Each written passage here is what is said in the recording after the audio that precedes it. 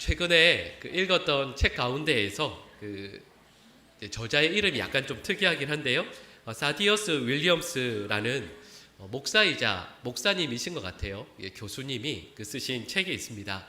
아마도 읽으신 분들도 계실 거예요. 마음을 따르지 않을 용기라는 책이 있습니다. 최근에 많은 분들이 읽는 책인 것 같아요. 여러분, 그 책에 보면 이런 내용이 나옵니다. 이 교수님이 딸이 어릴 때부터 게임을 늘 했었대요. 근데 그 게임이 뭐냐 하면 다른 게 아니라 거짓말 찾기 게임입니다. 이걸 어떻게 하는 거냐면, 예를 들면 텔레비전을 보거나 아니면 유튜브 영상을 같이 이렇게 보거나 아니면 영화를 보면서 거기에서 나오는 거짓말을 찾아내는 거예요.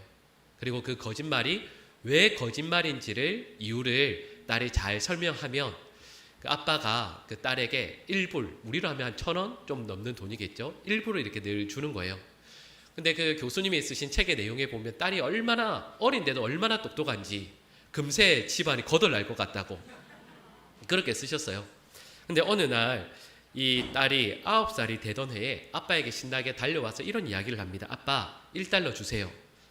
이번에는 또 뭐를 찾았니? 물어보니까 저도 제품이 뭔지는 모르겠지만 책에 나오는 내용이 이렇습니다. 분홍색 요정공주의 신제품 유니콘 인형의 광고에서 뭔가를 찾은 거예요. 딸이 하는 말이 뭐냐면, 아빠, 광고에서 그러는데 내 마음을 따라야 한대요.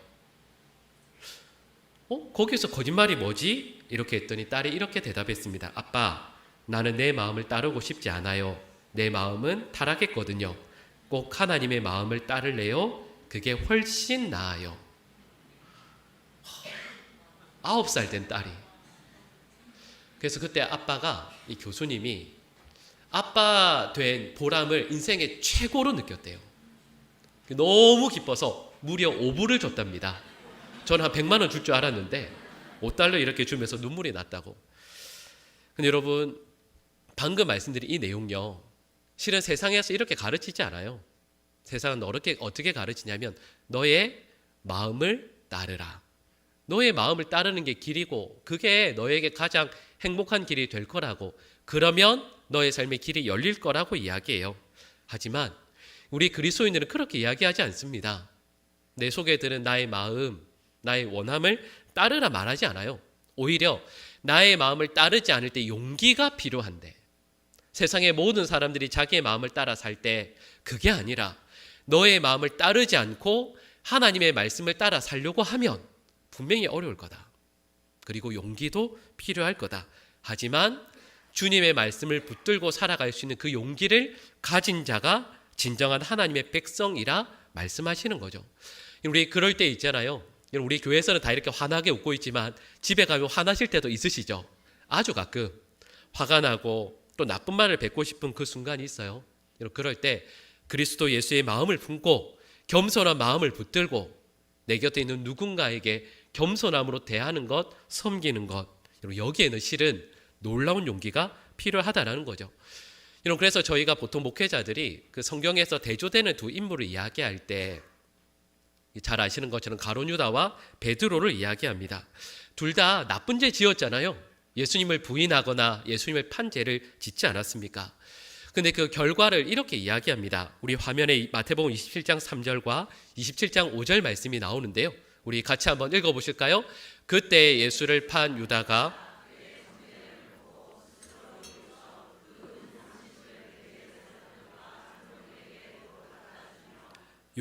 은을 성소에 던져놓고 물러가서 스스로 목매어 죽은지라. 아멘.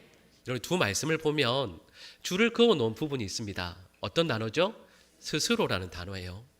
유다가 자기의 잘못을 알았거든요.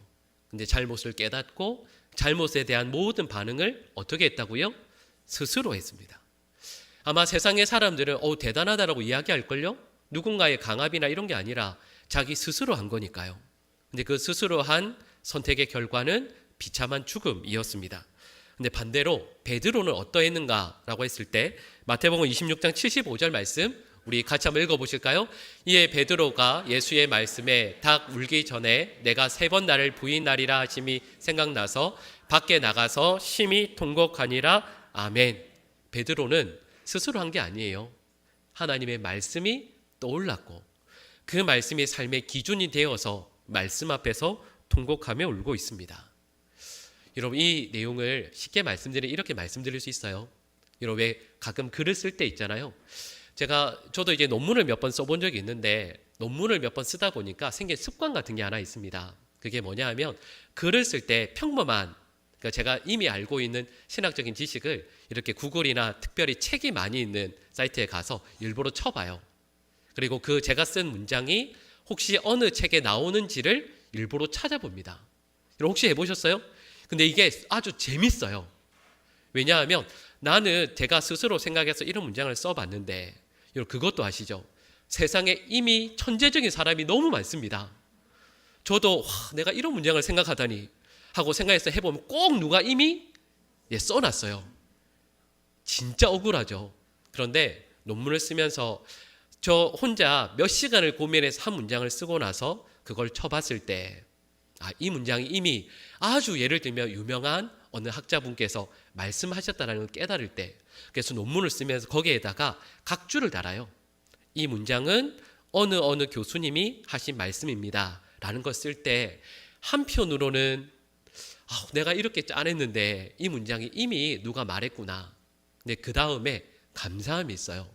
이게 나만의 생각이 아니라 이미 훌륭하고도 유명한 분의 이미 생각에 있는 것이구나. 여러분, 좀 전에 읽었던 말씀에 의하면 이렇게 우리에게 말씀하는 거예요. 성도의 삶은 매 삶의 한 줄 한 줄을 삶에서 써내려갈 때 그 한 줄에 대한 각주를 하나님의 말씀에서 찾을 수 있어야 한다라는 뜻인 거죠. 그냥 나의 생각, 나의 원함, 좀 전에 나왔던 표현 그대로 내가 스스로 이 행동을 하였다, 스스로 내가 이런 선택을 하였다, 스스로 이 말을 하였다가 아니라 이 말은 이러이러한 하나님의 말씀에 근거한 것이고 이 행동은 하나님의 이러이러한 원하심에서 근거한 것이다라는 각주를 댈 수 있어야 하는 것이죠. 여러분, 그래서 저희가 알고 있는 다니엘서 말씀을 읽어보시면 반복되는 표현이 계속 쭉 나옵니다. 우리 화면에 다니엘서 말씀들이 쭉 나올 텐데요. 한번 눈으로 잠깐 보시겠어요? 이 다니엘 8장 8절, 11절, 25절 말씀 이렇게 쭉 나옵니다. 너무 좀 길긴 한데요. 우리 여기 한번 이 말씀만 우리 같이 한번 3절인데 읽어볼까요? 순염소가 스스로 심히 강대하여 가더니 강성할 때에 그 큰 뿔이 꺾이고 그 대신에 현저한 뿔 넷이 하늘 사방을 향하여 났더라. 또 스스로 높아져서 군대의 주제를 대적하며 그에게 매일 드리는 제사를 없애버렸고 그의 성소를 그가 꾀를 베풀어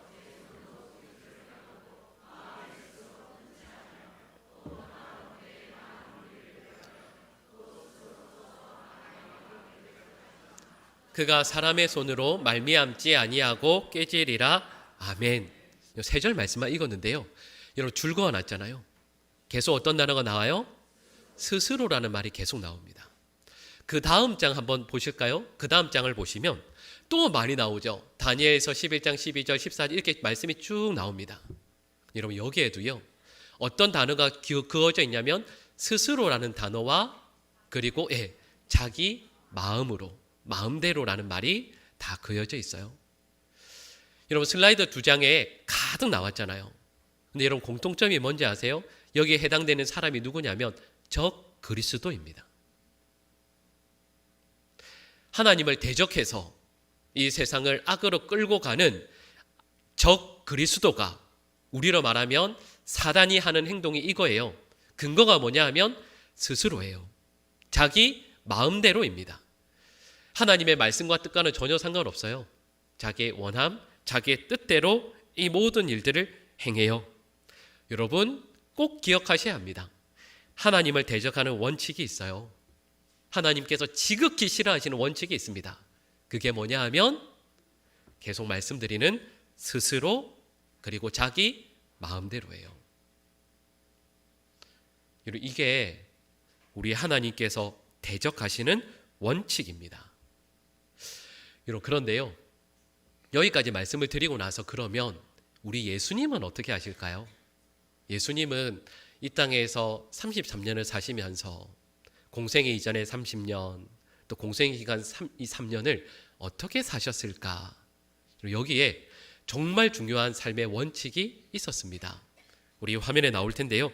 요한복음 5장 19절 말씀과 5장 30절 말씀이 화면에 나옵니다. 우리 같이 한번 읽어보실까요? 그러므로 예수께서 그들에게 이르시되 내가 진실로 진실로 너희에게 이르노니 아들이 아버지께서 하시는 일을 보지 않고는 아무것도 스스로 할 수 없나니 아버지께서 행하시는 그것을 아들도 그와 같이 행하느니라. 내가 아무것도 스스로 할 수 없노라. 듣는 대로 심판하노니 나는 나의 뜻대로 하려 하지 않고 나를 보내신 이의 뜻대로 하려 함으로 내 심판은 의로우니라. 아멘. 2절 말씀을 읽었잖아요. 예수님 뭐라고 말씀하세요? 나는 스스로 아무것도 안 한다고 말씀하세요. 여러분, 예수님께서 이 땅에 살아계실 때 세상에서 모든 것을 말 그대로 마음대로 할 수 있는 유일한 분이라고 하면 누가 있을까요? 예수님이에요. 가장 능력 있고 가장 권세와 존귀를 받으시기에 합당하신 분이 예수님이잖아요. 근데 그 예수님께서 이렇게 선언하십니다. 나는 스스로 아무것도 하지 않는다. 나는 결코 내 마음대로 하지 않는다. 예수님께서 하시는 모든 행동, 예수님께서 하시는 모든 말씀의 근거는 오직 하나님 아버지의 뜻, 하나님 아버지의 말씀으로부터 찾은 것이라 말씀하고 계세요. 그리고 우리 오늘 본문 말씀을 요한복음 8장 28절 말씀 우리 다시 같이 한번 읽어보실까요? 이에 예수께서 이르시되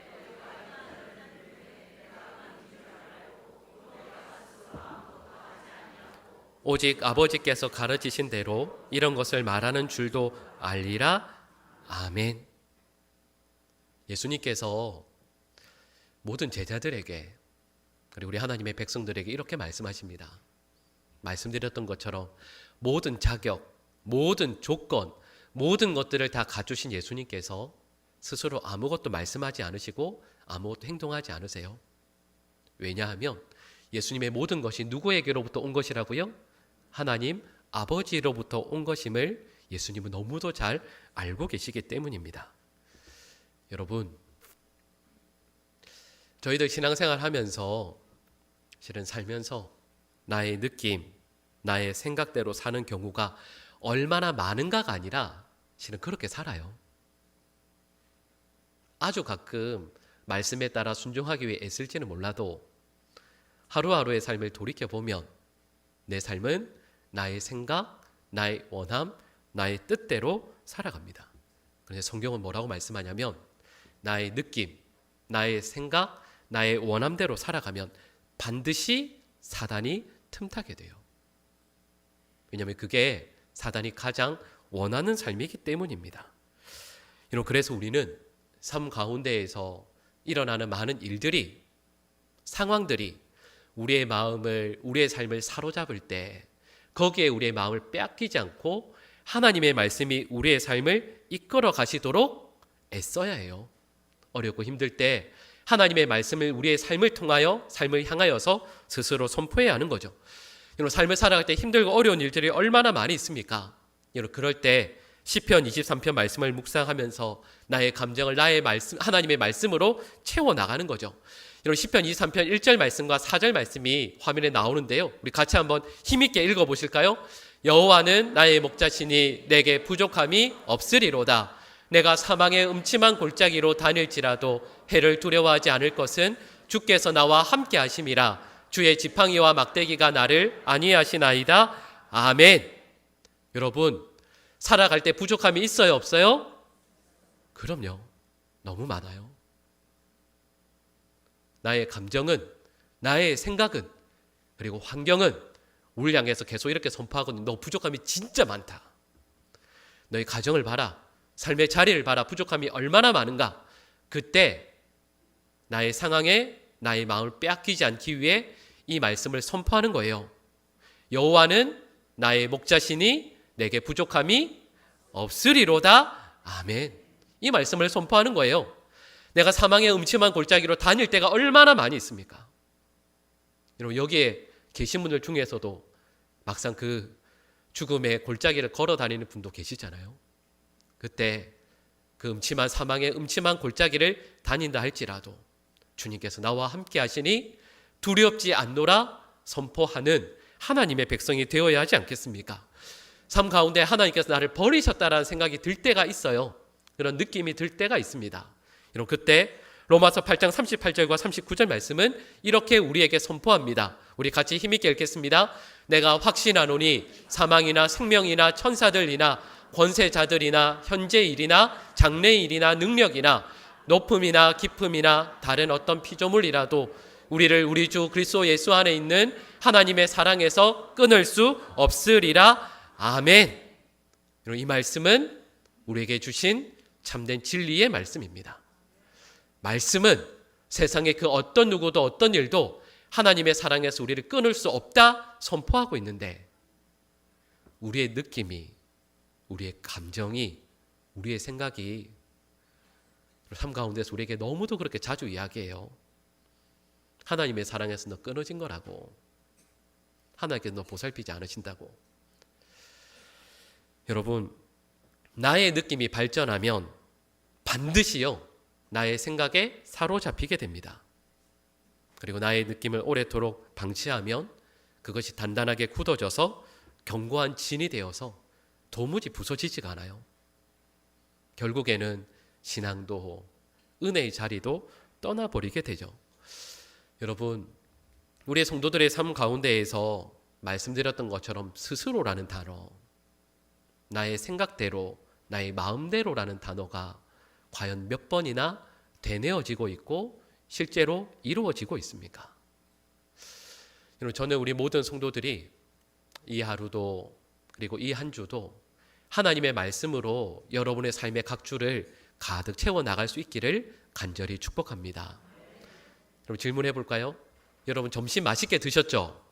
오늘 또 메뉴가 너무 맛있었죠? 여러분, 식사 왜 하세요? 밥을 왜 드세요? 하나님의 영광을 위하여. 무엇을 먹든지 무엇을 마시든지 무엇을 하든지 다 뭘 위해서요? 하나님의 영광을 위하여 하라. 이 말씀을 아침 식사할 때, 점심 식사할 때, 중간에 간식 먹을 때 다 각주로 채우는 거예요. 말을 하면서도, 행동을 하면서도. 여러분, 오늘 저희가 이 예배 끝나고 나면 또 항준이 2차 투표도 하겠죠. 우리가 투표를 왜 하죠? 하나님의 영광을 위해서요. 내가 되어서 기쁘고 안 되어서 슬프고 이런 게 아니에요. 오직 하나님의 영광을 위해서 하는 거예요. 하나님의 영광 위에 나에게 맡겨주신 직분 가운데 충성하는 거예요. 말씀을 붙들고 살아가기 위해 애쓰는 것, 그것이 우리의 삶이어야 하는 것이죠. 여러분, 신앙생활 하시면서 나의 느낌, 나의 생각, 나의 원함대로 단 한 번도 살아가지 않는 우리 교회 될 수 있기를 소망합니다. 늘 어떤 집사님이, 권사님이, 또 장로님이, 또 어떤 목사님이 어떤 말씀하실 때, 어떤 행동하실 때 도대체 그 근거가 하나님의 말씀 어디에서 있는지 발견할 수 있고 또 고백되어지고, 아, 저 목사님의 삶이, 저 장로님의 삶이 이 말씀에서 근거한 것이구나. 모두가 서로를 바라보면서 고백되어지고 고백되어지는 교회가 정말 아름다운 교회 아니겠습니까? 단 한 분도 스스로 또 자기의 마음대로 삶을 살아가거나 교회를 섬기는 것이 아니라 하나님의 말씀에 근거하여 우리에게 주신 삶을 살아갈 수 있는 우리 믿음의 백성들 될 수 있기를 간절히 축복합니다. 기도하겠습니다. 사랑의 하나님, 이 시간 우리 모든 성도들에게 은혜 베풀어 주셔서 나의 마음대로, 나의 생각대로, 나 스스로 교회를 섬기거나 주신 삶을 살아가거나 내 곁에 있는 누군가를 대하지 않게 하여 주시고, 우리 삶의 근거를 오직 하나님의 말씀에 두는 우리 모든 주의 백성들 되게 하여 주시옵소서. 이 모든 말씀을 예수님의 이름으로 기도합니다. 아멘.